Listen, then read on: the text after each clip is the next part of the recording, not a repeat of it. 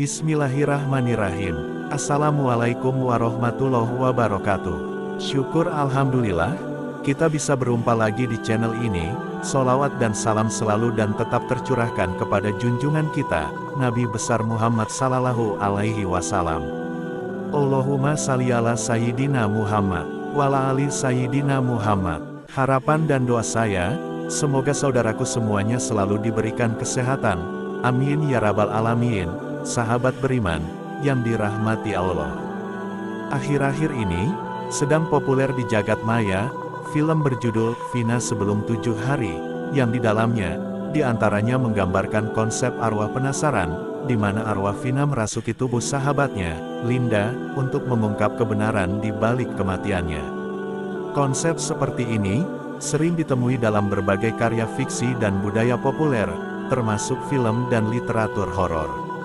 Lalu, bagaimana dalam tinjauan Islam terkait konsep arwah penasaran? Mari simak video berikut secara lengkap, agar tidak tersesat.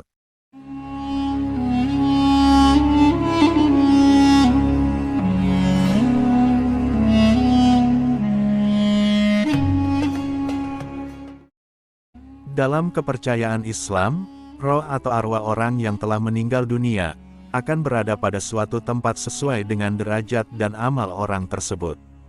Misalnya, arwah para nabi, bertempat di surga dengan menikmati segala kenikmatannya, sementara arwah orang kafir yang mengingkari Tuhannya, berada pada perut burung berwarna hitam, di tempat bernama Sijin, yang berada di lapisan bumi ketujuh dengan mengalami siksaan yang pedih. Terkait hal ini, Ibnu Qayyim dalam kitab Ar-Ruh menjelaskan, arwah itu berbeda-beda dalam tempat tinggalnya di alam barzakh, perbedaan yang paling besar. Di antaranya ada arwah yang berada di tempat tertinggi di surga, yaitu arwah para nabi, semoga Allah memberikan salawat dan salam kepada mereka. Mereka berbeda-beda dalam tingkatannya, sebagaimana yang dilihat oleh Nabi pada malam Isra. Demikian juga, Syarh at-Tahawi fi al-Aqidah as-Salafiyah, Ibnu Abil Izzi menandaskan, arwah di alam barzakh sangat berbeda-beda.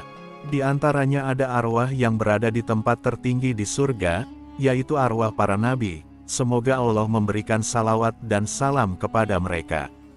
Mereka berbeda-beda dalam tingkatannya, sedangkan arwah para syuhada, dijelaskan dalam hadits Nabi. Sesungguhnya, roh para syuhada berada bersama burung-burung hijau yang menempel pada buah-buahan surga, atau beliau mengatakan, pepohonan surga. Hadits riwayat Tirmidzi. Lebih rinci, misalnya keterangan arwah menurut kitab I'anah at-Talibin, karya Abu Bakar ad-Dimyati yang menggambarkan bahwa arwah dibagi menjadi 5 kategori. Pertama, arwah para nabi. Arwah ini meninggalkan tubuh mereka dan berubah menjadi seperti wujud mereka, mirip dengan aroma misik dan kafur. Mereka berada di surga, makan, menikmati, dan beristirahat di malam hari di bawah singgasana yang digantungkan lampu. Kedua, arwah para syuhada. Ketika arwah ini meninggalkan tubuh mereka, Allah menjadikannya berada di dalam tubuh burung hijau yang berputar di sungai-sungai surga. Mereka makan dari buah-buahan surga, minum dari airnya, dan beristirahat di bawah singgasana dengan lampu emas yang digantung. Ini adalah perkataan Rasulullah sallallahu alaihi wasallam. Semoga Allah memberkati dan memberi kesejahteraan kepadanya. Ketiga, arwah orang-orang taat dari kaum mukminin. Arwah ini berada di taman-taman surga. Mereka tidak makan atau menikmati apapun, tetapi hanya melihat surga. Keempat, arwah orang-orang berdosa dari kaum mukminin. Arwah ini berada di antara langit dan bumi, di udara. Kelima, arwah orang-orang kafir. Arwah ini berada di dalam tubuh burung hitam di penjara, dan penjara itu berada di bawah tanah ketujuh. Mereka tetap terhubung dengan tubuh mereka, sehingga ketika arwah mereka disiksa, tubuh mereka merasakan rasa sakit tersebut. Ini menunjukkan arwah sudah memiliki tempatnya dan kedudukannya masing-masing. Hanya saja, masih banyak yang beranggapan bahwa, jika orang mati tidak wajar, seperti karena gantung diri, dianiaya, atau tabrakan, maka arwahnya akan gentayangan selama 40 hari. Anggapan seperti ini, ditinjau dari pandangan Islam, jauh dari kebenaran.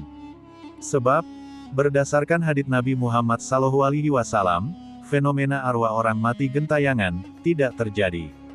Di dalam hadits Muslim misalnya Nabi bersabda, tidak ada penyakit yang menular secara sendirian tanpa izin Allah, tidak ada mayat yang bergentayangan, tidak ada bintang tertentu penyebab turunnya hujan, dan tidak ada kematian dikarenakan penyakit cacing perut. Dalam keterangan Imam Nawawi, dalam syarah Sahih Muslim, di antara makna hamah adalah mayat yang ruhnya terbang gentayangan. Kepercayaan seperti ini tidak dibenarkan dalam ajaran Islam.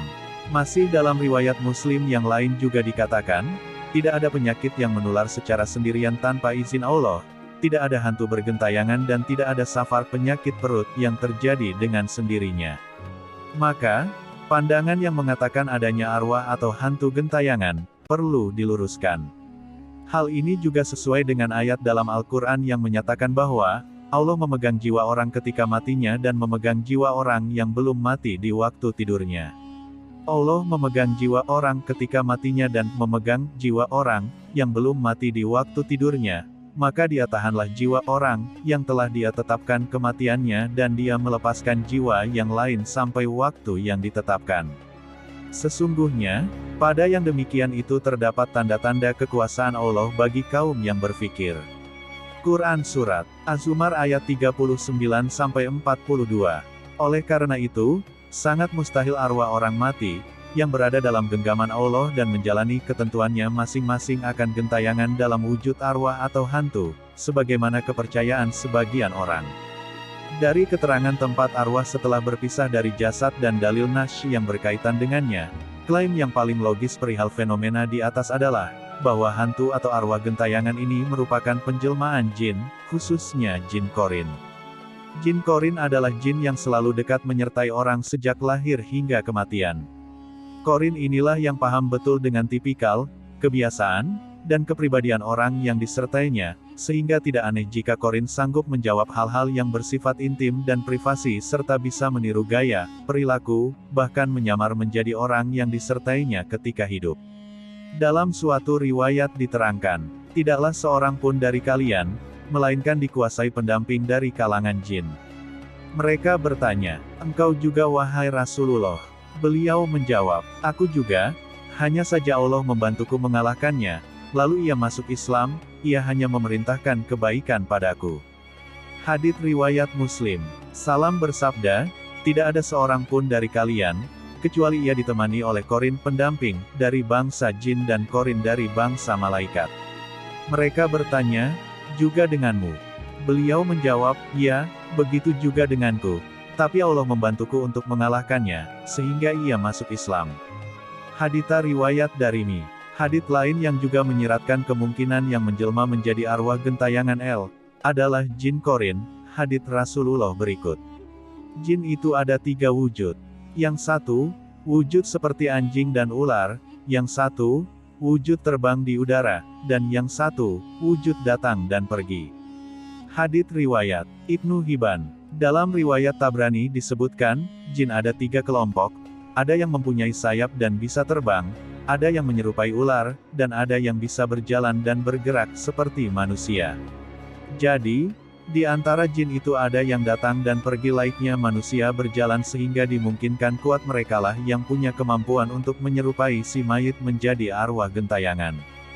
Dengan demikian, kita dapat memahami bahwa fenomena hantu atau arwah gentayangan, lebih berkaitan dengan tipuan dan penjelmaan jin korin, daripada arwah orang yang telah meninggal dunia.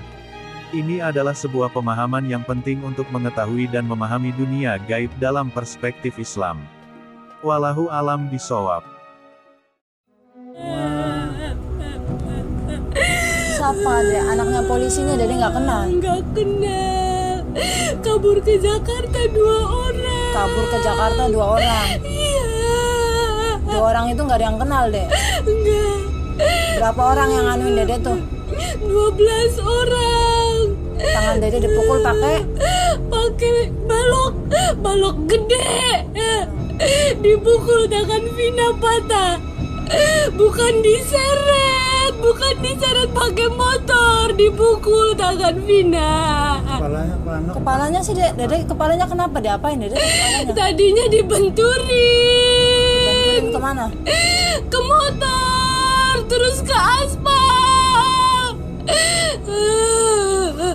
Eginya tuh mau nolongin, tapi Eginya juga kena.